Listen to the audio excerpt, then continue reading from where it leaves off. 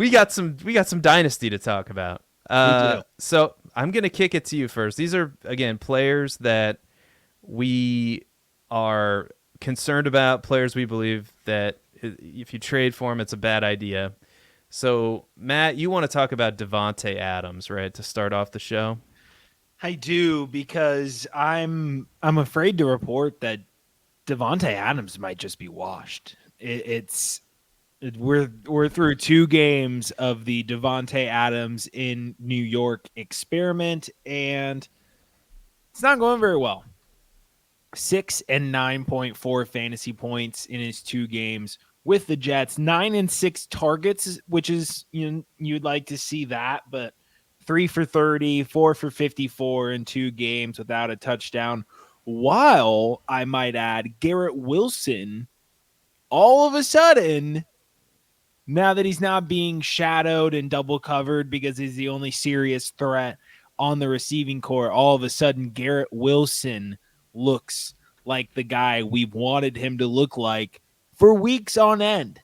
And I'm ready to treat it as signal already that Garrett Wilson is the guy. Davante Adams is there to help. And that's kind of what we've seen in the production so far. It's what we've seen in the opportunity so far. What I'm curious about is what does this target distribution look like when Allen Lazard comes back? I don't think it gets any better necessarily. I mean, the Jets are clearly going to be playing from behind pretty often in relatively competitive game scripts, so they're going to be throwing. They do look best when they're running the ball, but this situation just doesn't add up to success for Davante Adams. And right now it seems like we're at a crossroads where either there is chemistry that has to be found once again and redeveloped between the two, and he turns course, or this is the beginning of the cliff in terms of Davante Adams' dynasty value. Now let's talk about contenders that have Davante Adams on their roster. Well, he's been out for weeks. He had a 31-point game in week 2, otherwise pretty pedestrian.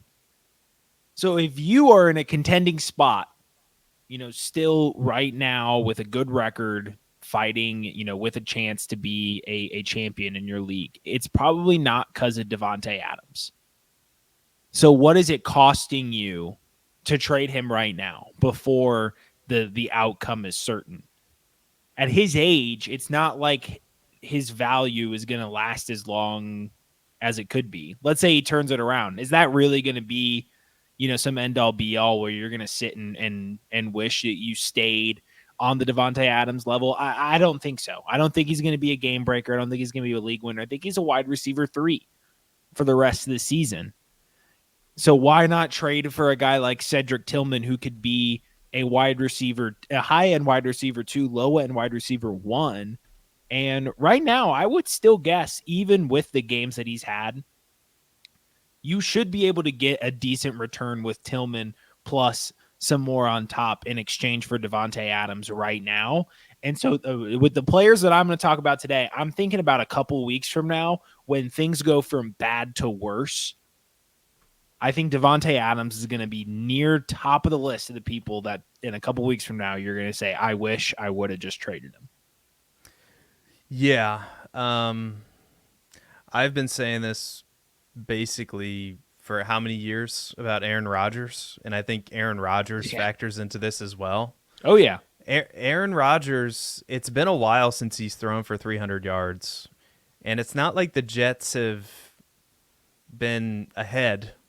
Like the Jets have been playing from behind for most of the season.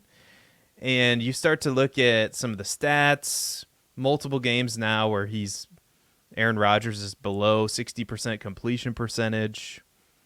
He's not really a fantasy. He's like a quarterback 2 in fantasy football. You're probably not starting him if you have him. And there's probably a better option out there. Like I would rather have Matthew Stafford or Jameis Winston, to be honest with you. And you look at Garrett Wilson, right? Because Davante Adams hasn't played with the Jets for the whole season, but Garrett Wilson has. And last year we were saying, oh my God, if Garrett Wilson could only get a quarterback, he would be a much better fantasy asset. And he's been a much better fantasy asset this season. But you look at the catchable target rate, it's still terrible. it's actually worse than it was last year. He's 94th amongst wide receivers in catchable target rate. So I don't think that bodes well for Davante Adams. You have two things working against you. You have his age, and you have the fact that Aaron Rodgers is not the same Aaron Rodgers.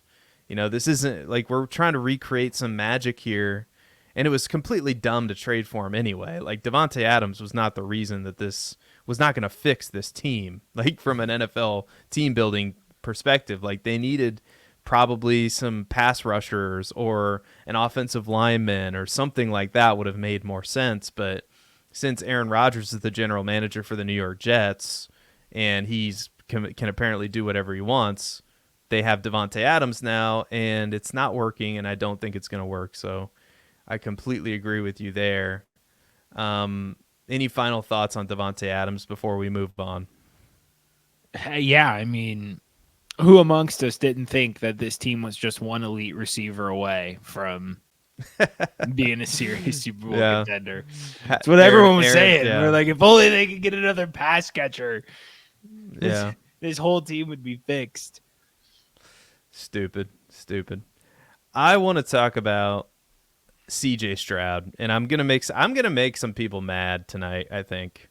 I don't know. We'll see. Let me know what you think in the comments. CJ Stroud, this is very simple.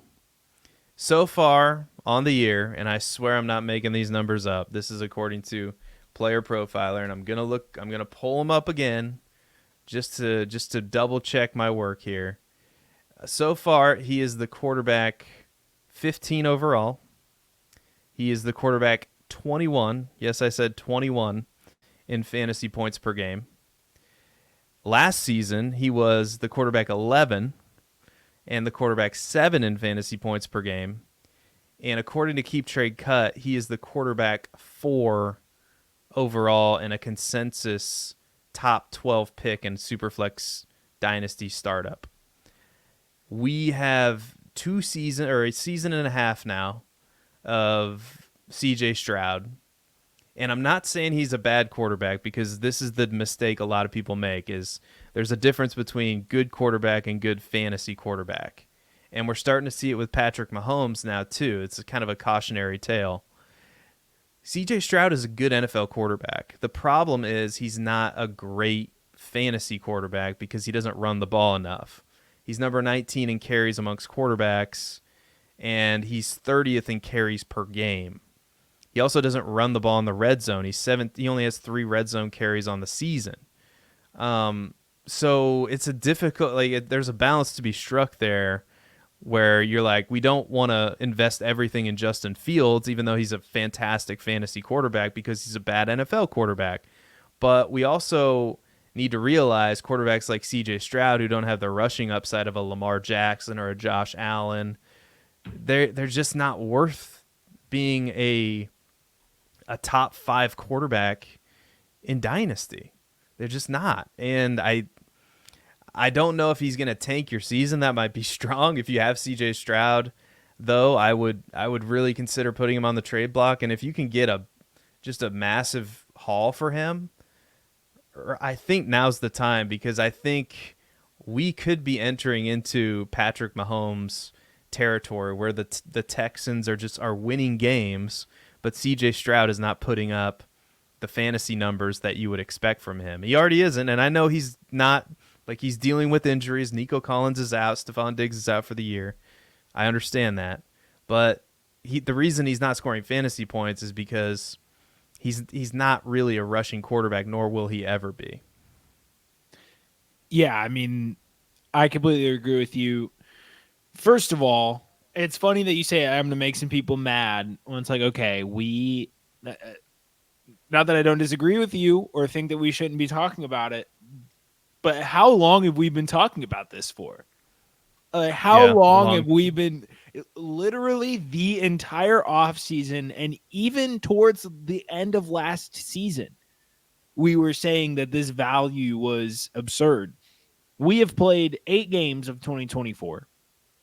And even though the Houston Texans have had health issues, they still have a very good roster offensively. Games of 20-plus fantasy points this season for CJ Stroud, 1. 8 games started. Drake May in 2 games started and completed without being injured, 20. Or, sorry, 2. 20. 2 of 2 2. games. Two 2. 20-point Yep. games in 2 games started and completed without being injured. Had 11.5 in... He had 6 pass attempts. It was like 1 drive, basically, that he completed. So probably would have had another 20-point outing. Had 46 rushing yards. It probably would have had his first career 100-yard rushing game if he didn't get knocked out. I, for one, after seeing the hit, by the way, think my tinfoil hat theory is that he is not concussed, but they're pretending that he is. Because Wow. he took a shot to the head. They evaluated him. They said, you don't really have a concussion, but you're our franchise guy. Like, we're terrible. There's no reason to put you back out there. We're gonna put you in concussion protocol and call it a day. That's what I think happened, because it was like he played a little bit after, like he seemed fine, and then all of a sudden like he was pulled off, and then it was concussion protocol. That's, I don't know. That's a random aside. To close it out, that's the example of the rushing floor. That's how big it is. QB 10, QB 7 in 2 starts on the New England Patriots with that roster. And CJ Stroud just doesn't do that. You have to be an incredibly productive passer to get to the Hurts, Lamar Jackson, Jayden Daniels, Josh Allen level, because they're getting 5 points a game on the ground. It's such a big floor just to start off with 5 extra points and 2 additional points in standard leagues for the rushing touchdown versus the passing touchdown. It's huge. It can't be ignored. We can't get cute with it. And you have to just prioritize rushing quarterbacks. Yeah, and I'll just go on to say too, I mean, you could even make a case. I mean, Patrick Mahomes has fallen down the rankings quite a bit, but you could even say the same thing for him. Like, he doesn't really run around as much as he used to, even though he's run a significant amount, more than CJ Stroud has. But it's just, you got to be careful with these quarterbacks that, like that just don't run as much as we would like. Right. Let's shift gears to you, and this is interesting for you because I remember we were talking about Deontay Johnson and possible trade destinations, and when I brought up the Ravens, you were like, I don't know if that makes any sense, and lo and behold, the Ravens it doesn't, and that's what's so annoying. The Ravens just were sick and tired of watching him play for the Steelers all those years and decided to trade for him, and now you think that he's somebody to trade away. What are your thoughts now on Deontay Johnson? I feel like Deontay Johnson's gonna walk in the building and Zay Flowers is gonna like do like the mirror Spider-Man. Yeah, like why did they just go out and get Zay Flowers? And it's such a tired analysis to be like, well, they needed someone who can win route. Like, Zay Flowers wins. Like, it's not his fault that he only draws 1 target in the game that they were winning because Derrick Henry ran and Lamar Jackson combined for 250 yards rushing. But nevertheless, he is now a Raven, and we have to react, and it's not good. So I believe what I wrote down on the show sheet is, I love Deontay Johnson, but if you put a gun to my head and told me to pick the game where Deontay Johnson will be worth a start in fantasy, I would just ask you to pull the trigger. Because I don't know. No one knows. Will it be any of them? Like, I have him in a redraft league, and I am trying my ass off to trade for him. The second I saw he was out last week with an injury, I knew he wasn't hurt. I started trying to shop him around. Thinking that because clearly the trade market, heated up, landed in one of the worst spots because they didn't need a receiver. They're a low passing volume team that's going to be winning, playing from ahead, It's I, and before I see him play in a Ravens uniform, because it's not going to be a fast start. Well, you think they're going to feed him 8 targets out of the gate? So it's going to be This tough to is trade him in 2 weeks if it's a this slow start. Like, get rid of him now. this is a wide receiver who has lived off of volume for his entire career, And and he just went to the worst place for a wide receiver to go if you're do a dependent on volume. vacuum. Yeah, and especially like when you're for a while, and they even said this, he's going to be the wide receiver 3. They said Bateman is going to be the wide receiver 2, probably until he can get up to speed. And then it's like, okay, well, where are the targets going to be coming from? If Zay Flowers is going to get his, Mark Andrews is now back in the mix, even though he's not running many routes at all. Like I think the most routes he's ran in last week. he ran like 20 routes last week, didn't he? Or something crazy. Like I I'd saw have to from double check. I saw from ETR it was a 74% route participation Okay. this week. Okay, all right. Yeah, I stand corrected on that.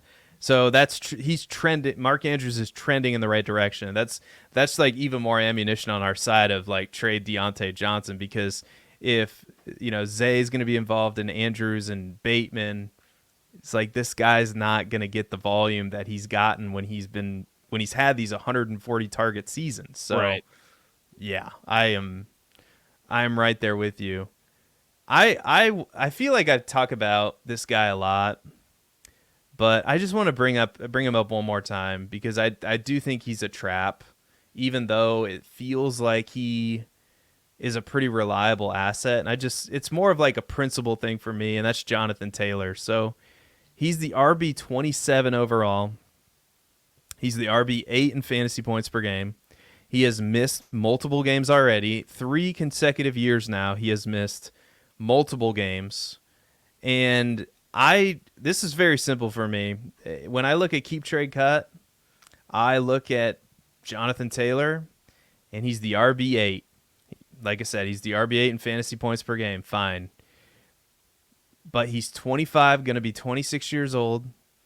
If I can tear down to somebody like, I don't know, Joe Mixon, who just so happens to be the RB1 in fantasy points per game, or Alvin Kamara, who's the RB2 on the season, if I'm a win now team, and get draft capital on top of it, sign me up, man. Sign me up, because this is just way too expensive of a running back commodity for my taste. Like I said, he's approaching the age apex.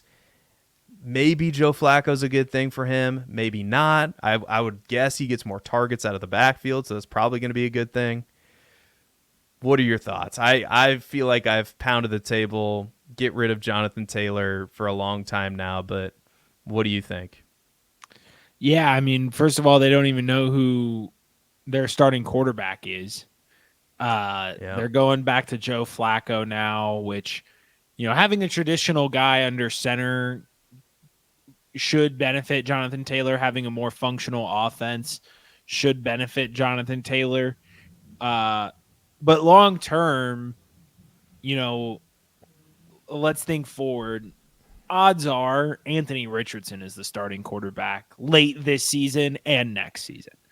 Let's talk about that for a second. Like, do you think that was a good move by the Colts to just say no, Joe Flacco, because it's a win now move, right? Because I'm glad you asked me that. You think by doing this, you think Anthony Richardson's not ready to help you win right now, and that Joe Flacco is, and I would probably agree with you. But my question is then, why did you choose this approach in the first place? You knew Anthony Richardson was a sub 50% completion percent guy in college, and you knew he was extremely raw. And I don't know, wouldn't it have made some sense to sign a veteran and let Anthony Richardson sit for a year instead of, throwing him to the Wolves? Oh, wait, like he got injured and sat for a year and was able to watch injured. So I don't know. What are your thoughts on this? Because I'm conflicted. I'd like to think that this is worse for Anthony Richardson than we think. But what do you think? Realistically, yes, of course it is. And this is I've thought a lot about this, honestly, and it's my reaction is that I'm just thankful I'm not a head coach and have to make these decisions. But I heard Field Yates on the ESPN fantasy show give actually a really good take that nowadays the leash is so short with these general managers and coaches with ownership that the pressure to feel like they need to put out, a winning product, show that they can win games, save their job is higher than it's ever been. So the pressure of, meeting these expectations, keeping your job, this job security is maybe something that's leading to these rash decisions of, oh, we're going to go with Andy Dalton, or, oh, we're going to go with, Joe Flacco now, where, Also if consider they're ownership. Look at ownership. It's Jim Irsay and yeah. it's Tepper from Carolina. I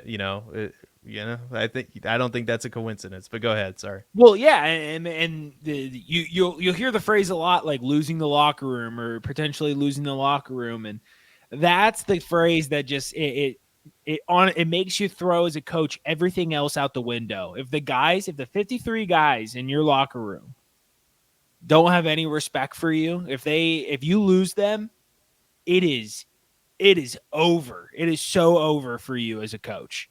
Like Antonio Pierce, like Doug Peterson, their days are done. They're dead men walking in those buildings. And Shane Steichen's trying not to be that, because he very well could be next if things don't go well for the Colts. And that's where I think this comes from is the guys in the locker room. They're 4-4. They're losing a lot of close games where the offense just isn't putting up points. I don't think it was the right move. I do think that if I were a head coach, I would be more tempted to do the same thing in a different. It's so way too easy for us to sit here and say that it's a bad move. And I think taking a perspective like Fields and saying like, well, maybe this is a good time to take a look at the culture that ownership has set in these past few years. Yeah, no, I think it's a terrible move from an asset perspective. Like you spent the 4th overall pick on this guy, and you knew he was raw, and you just diminished him greatly as an asset and maybe destroyed his confidence. If you're a head coach trying to keep your job, it's a great move because Joe Flacco's a better quarterback right now, and I think he's proven that with his play this year. So I suspect ownership is also meddling in this for fantasy football. If you have Anthony Richardson, everything in my body tells me that I'm getting a lot of Trey Lance vibes from this situation. I kind of want to hit the eject button, but I kind of want to hold on at the same time. Like, to be honest with you, I'm probably going down with the ship with Anthony Richardson. I've already traded for a share that I thought, Seth's being a super intelligent guy by buying Anthony Richardson on the low. Like, he'll be fine when he recovers from injury. Well, so far, not so good. But, yeah,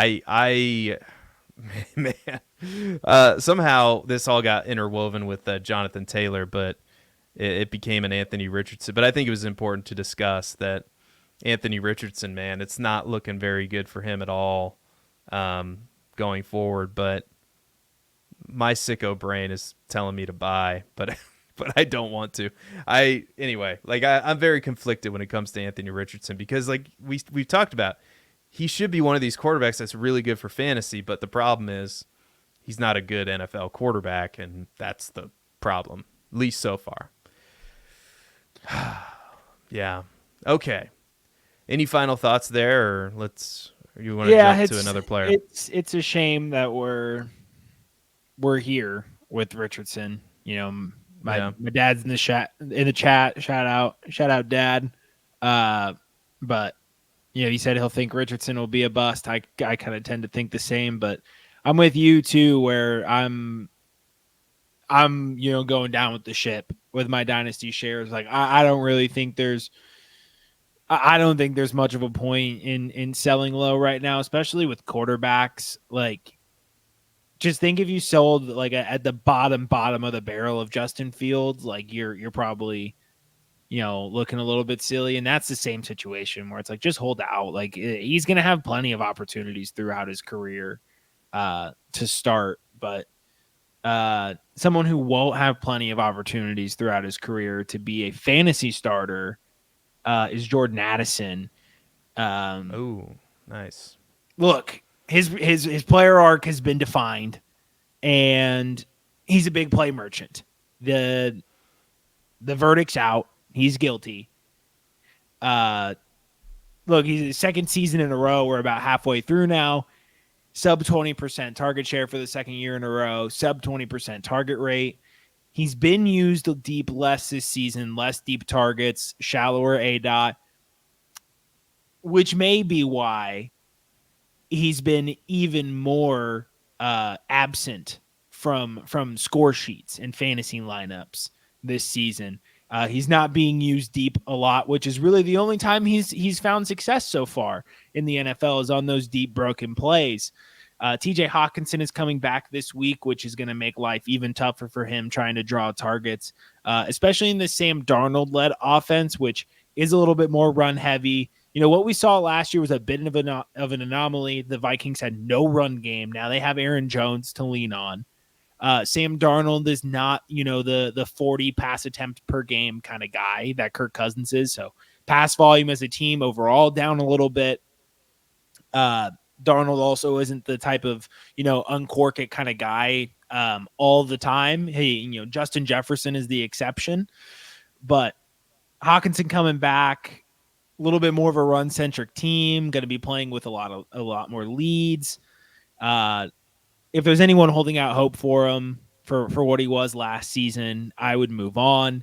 Even if it's to get like a third round pick back, like he's a roster clogger at this point. Somebody who I'd be trying to, he's a great opportunity. Like he's a young enough guy and he's in a big brand offense like Minnesota where he can be like a pair piece inside of a deal with somebody else. Maybe you're trying to trade away Jonathan Taylor, and you include like Jordan Addison in there or something like that. I would, it's tough. You try and, you risk another dud with TJ Hawkinson out there and maybe making it a little bit harder to get a deal done. But I would probably hope for a big game this week as the matchup's real good and with against Indianapolis. And then with Hawkinson this week, hard to believe he's going to be out there 100%. Probably going to be limited on a snap count, not a Puka Nacua snap count, but a normal person snap count. So I would probably hope for a big game this week. You could always do the tried and true method as a fantasy owner and put him in your lineup, put him in your flex, even if it's not a great idea. I don't think it's bad against Indy, but you know what it does? It shows confidence. So when you try and put him out in a trade, no one's going to be fooled. You put Jordan Addison in your starting lineup. That's conviction. These are the type of mind games that you have to play with people. That might be is that a dumb strategy or am I cooking there? No, I think that's a good, I was nodding my head because that is exactly the way that you package a player that his value has diminished. As I hit my microphone, like I'm talking with my hands, like Matt Eberflus. That's exactly how you do it. And Jordan Addison's one of those players that you can talk yourself into because he's 22 years old. He's had blow up games in the past. He had one this year just on 4 targets. But what's interesting to me and why I agree with you is it's not like he's not on the field. You look at these snap shares, 100%, 84%, 93%. Like he's on the field, and yet for some reason he's not getting targeted. A lot of that has to do with, Sam Darnold. Justin Jefferson's really good. But do you think that's going to correct itself when TJ Hawkinson gets on the field? I don't think so. All of a sudden, he becomes the wide receiver or the third option in this offense. And like I said, when you're trying to move on from these players, that's the best way to do it, is to package them in a deal with another player that you're trying to sell high on.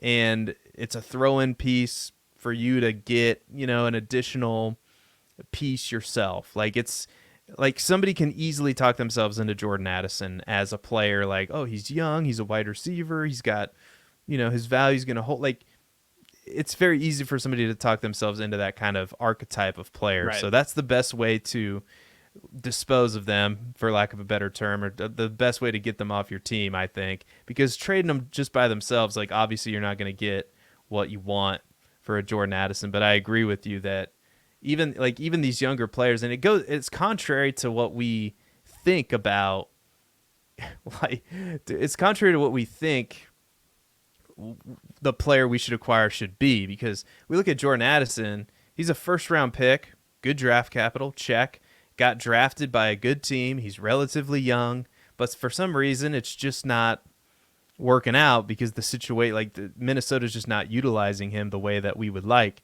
Could that change? I guess so, but we can only see so far into the future, and therefore what we're seeing is not great. And like I said, that's what you said, I think, is the best way to go about it. So I completely agree. I don't think that's dumb at all. Anyway, should we really upset some folks now with this next one? Because this guy, go for it. I mean, I'm going to get labeled a Packer hater. I'm going to get labeled like just a fantasy, like a burn the fantasy world down kind of guy. But I think Jayden Reed could hurt some people. Like, it's been 2 weeks, Matt. 2 weeks. In week 1, Jayden Reed scored 33.1 fantasy points. Wide receiver 1 overall finish. Mm-hmm. He set the fantasy community on fire. And then in week 4, he did it again. 27.1 fantasy points. Wide receiver 2 overall finish. Outside of those 2 weeks, you have access to the show sheet, so you already know. But do you want to guess what his average output has been for the rest of the outside of weeks 1 and 4? What his average finish has been? I didn't see it, but I'm gonna guess wide receiver 43. You're close. Wide receiver 46. Oh, wow, that was pretty good. Wide receiver 46 outside of those 2 weeks. And now we are dealing with potentially, we don't know how long Jordan Love's going to miss. That's not good for Jayden Reed long term, heading like down the stretch in the fantasy season. You also look at his snap shares. I'm looking at 70%, 55%, 57%, 77, 78, 54, 74, 61. The Packers are a good football team, so they'll probably be ahead in a lot of these games. I'm not saying I will go ahead and say it. I think you should trade him right now. I do. It's not because he's a bad football player. Again, I think he's a really good football player. I was one of those people that was drafting Jayden Reed in the 3rd round in Superflex rookie drafts. Because, yeah, he was falling that far. And he was one of my favorite prospects. You can go look it up on the channel. But when you get to a point where, especially in Dynasty, he's the wide receiver, 14, according to Keep Trade Cut. He's right behind DK Metcalf. When you're telling me that I can get a receiver like Terry McLaurin, I know he's older. Maybe that's a bad example. Plus, like I think there's a world out there where you could get Terry McLaurin plus a 1st-round pick for Jayden Reed. Like, I don't think that's impossible. You could also get Keon Coleman and quite a bit on top of that. If you need a running back, we've talked about, Joe Mixon. You could easily get a 1st on top of Joe Mixon for Jayden Reed. Like, if you need a running back and you're looking to capitalize on his value. Because, to be honest with you, you look around the Packers' skill players too. Will Christian Watson ever figure it out? I don't know, but he's really talented. Dontavian Wicks looks pretty talented. Tucker Kraft, looks pretty good. They have Josh Jacobs, who eventually they're going to throw the ball to once it gets cold. It's like, so I'm just kind of looking around this offense, and I'm looking at, his target share. It's number 51 amongst wide receivers, and I'm going, something's not adding up here, and the production's been very inconsistent, and that could really burn you in the playoffs. That could really burn you on the wrong week, the wrong matchup in the playoffs. So my preferred way of doing business is I want as much as certain as I can get. This is why I love David Montgomery. We know what David Montgomery is. He's running behind the best offensive line in football. He's number 10 amongst running backs in red zone touches. He's going to get into the end zone. Like, David Montgomery equals touchdowns. Like, Jayden Reed, he's great in best ball, but I'm seeing a lot of finishes outside the top 24. And only two, the only two finishes he has inside the top 24 have been the wide receiver 1 and the wide receiver 2 week that I talked about. It scares me. It really does. So, what do you think? Is that crazy? No, not at all, really. So the hard part about the Packers is they just have a full set of guys that can get the job done at the receiver position. Yeah. They have Tucker Kraft, who just Yep. I just confirmed he just got 30 more yards after the catch just now. George Kittle 2.0. He literally he cannot stop getting yards after the catch. And then you have Josh Jacobs now. They have a bell cow running back. I mean, Aaron Jones is a great running back as well. But they have continuity there at the running back position, having somebody to lean on. And it's going to make for inconsistency, especially when he's not being deployed on the field all that often.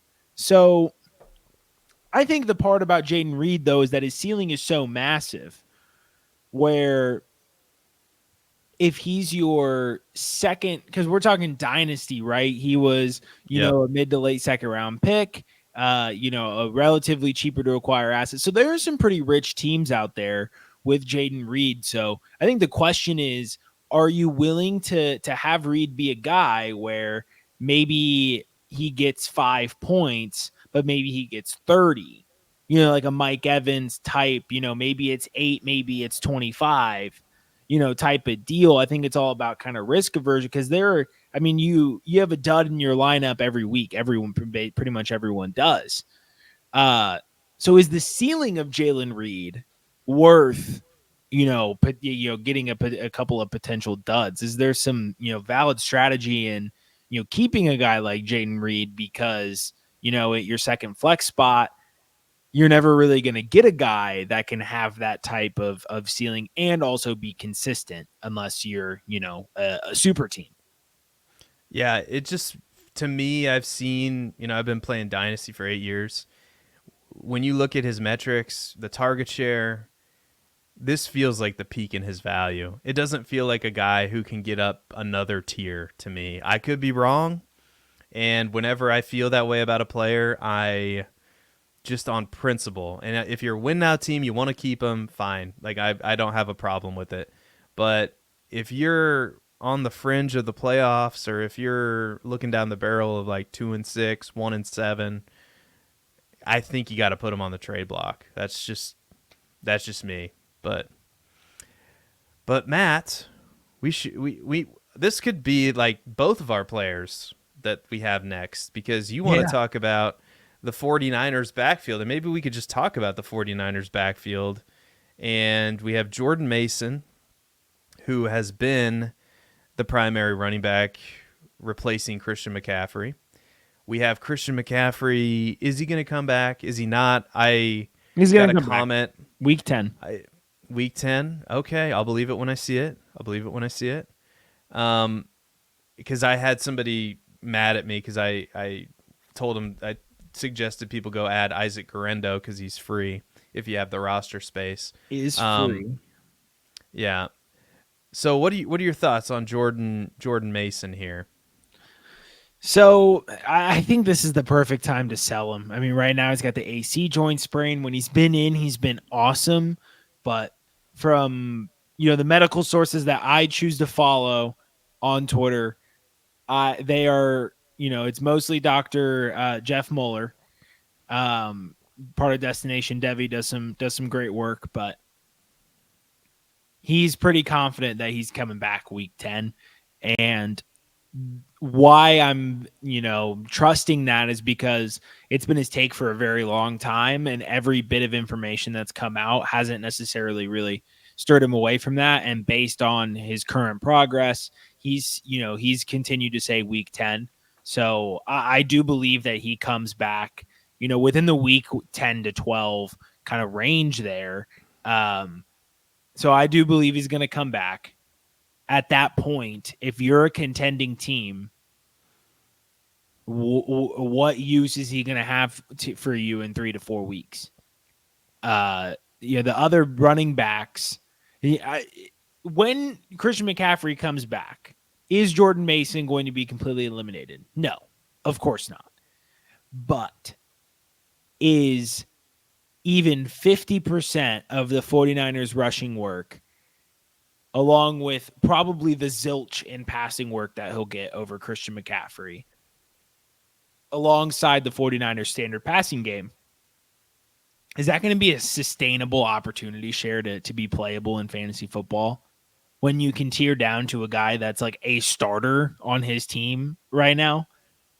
Perception changes so quickly in Dynasty. Like, it's going to be so much easier to trade Jordan Mason right now than in 3 weeks. And if you're a contender and you're not going to be able to get a usable start out of Jordan Mason come January, then I'm telling you right now, he's useless to your team. We can't predict next year. I don't want to be in the business of predicting what's going to happen to the 49ers backfield from now until next season. Yeah, I agree with you that Jordan Mason is a sell, because also his production has gone down. He's still getting good usage, and I think he's still playing pretty well. Like, if you just look at, like the true yards per carry is number 14 amongst running backs.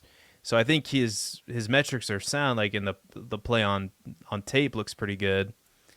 But I wanted to blend this into mine, because mine is Christian McCaffrey, and this is what I wrote down. I'll just read it. What are we going to do with Christian McCaffrey? Because he is the ultimate wild card. He still could be the wide receiver. He still could be the running back 1 in fantasy football. He could also be a nothing burger. But me personally, I'm not taking the risk. He's still ranked inside the top 50 according to Keep Trade Cut. And frankly, if I'm a win now team and I have Christian McCaffrey and I'm using the fact that, oh my God, he's going to come back in week 10 or week 11, I am putting him on the trade block. I would prefer Derrick Henry at this point. I would also prefer getting Kamara, Mixon, or David Montgomery plus something extra. What do you think? What's the right approach here with Christian McCaffrey? Because I think for me, there are way more certain assets out there that I can go get plus some extra in exchange for him, at least according to Keep Trade Cut. Yeah, I mean, it all depends on what you can get for him. I mean, I don't see you realistically being able to get like really anybody in like the top 8 to 10 running backs though in Dynasty over Christian McCaffrey. And then it just starts kind of getting dicey. Whereas, look, the fact of the matter is you can pull the wool over people's eyes. Like, if he comes back and he looks like he's going to come back, all we need is one game of prime Christian McCaffrey and boom, you just made a hefty profit. Like, you could pull off maybe I don't know. Off the top of my head, it's hard to come up with those things, but you can pull off a lot of things with Christian McCaffrey actually returning to form and getting us to see it again for our eyes for the first time. So it all depends on your risk aversion. Like, are you okay with going down with the ship? If you are a contender that really needs wins, if Christian McCaffrey was, holding your running back room together, maybe he was the only startable guy you had, then maybe it's time to move on. But if you're sitting pretty, like maybe you have Jordan Mason, and you're just kind of riding things out, then, I might just play it out and see what happens. But it just all depends on your team and where you sit. If you need wins, make the move. Don't be afraid to make a bad trade and sit there and continue to lose games. Go out, make the move, do it. Yeah, I would be surprised personally if Christian McCaffrey comes back and he looks like Christian McCaffrey right away. Yeah, He's been out for a long time. So I do think that there's going to be a pretty that's why I think the buzz leading up to him coming back potentially could be the better trade window as opposed to like 2 or 3 weeks down the road. Let's say he comes back in week 10 and he's not back to form to week 13. Well, then you could be out of it by then. Like, so much can change in 3 weeks. That's why I would advocate, if you have him and you're a win now team, I would put him on the block now and see what you can get. Because again, and I also believe, and I know that the Twitter doctors are out there, and I'll believe it when I see it if he's back in week 10. I am over the bullshit that the 49ers put out at the beginning of the season. I don't trust anything that comes out of there. So they've betrayed my trust, Matt, and it takes a long time for it to get, you know how trust works. It takes a long time for it to recover. So anyway, yeah, fool me once.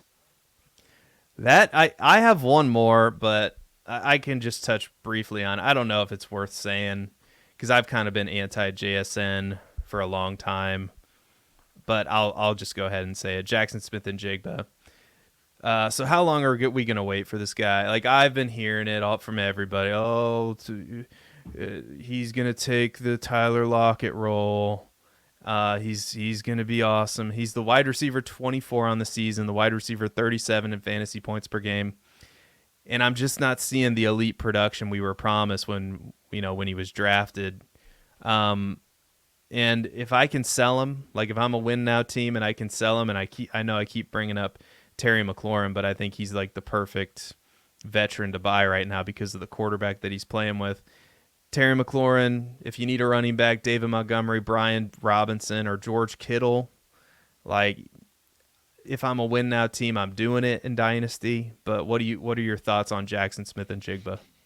Yeah, I mean, he's just not getting the targets that are conducive to fantasy points, and he's, he is kind of that slot guy, and he's not the best at generating yards after the catch, and that makes it really tough to be good in fantasy given his role, because that's really what he has to do to score. And I mean, DK Metcalf is the target hog. He's the red zone target hog. And maybe things change after Tyler Lockett's gone, but again, that's an if, and we don't really know that. And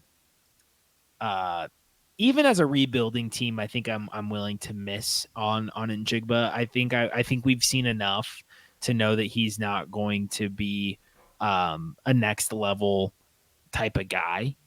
If you could find a way maybe to like JSN in a second to get a first back or something like that, it's out just off the top, but like a way to just like re-roll JSN into like Egbuka or something next year and just trade Ohio State receiver for Ohio State receiver and try again.